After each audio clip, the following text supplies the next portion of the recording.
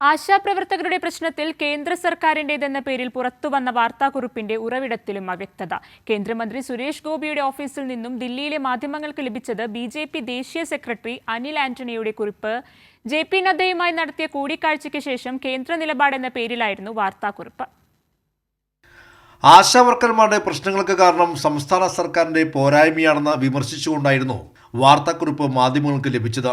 കേന്ദ്രമന്ത്രി സുരേഷ് ഗോപി കേന്ദ്ര ആരോഗ്യമന്ത്രി ജെ.പി. നദ്ദയുമായി കൂടിക്കാഴ്ച നടത്തി മണിക്കൂറുകൾക്ക് ശേഷമായിരുന്നു വാർത്താക്കുറിപ്പ് സന്ദർശനത്തിന്റെ ഫോട്ടോ സഹിതം ലഭിച്ചത്.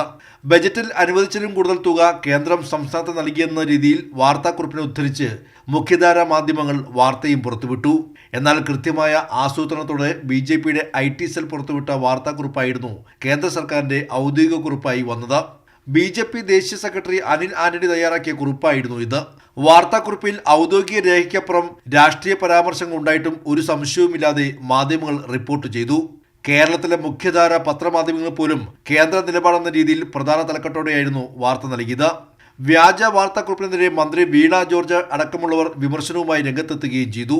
വാർത്താക്കുറിപ്പ് ഔദ്യോഗികമല്ലെന്ന് മനസ്സിലാക്കാൻ മാധ്യമപ്രവർത്തകരാകണമെന്നില്ല, അക്ഷരാഭ്യാസം മതിയാകുമെന്നായിരുന്നു പിന്നീട് ആരോഗ്യമന്ത്രി വീണ ജോർജിന്റെ പ്രതികരണം. കൈരളി ന്യൂസ്, ദില്ലി.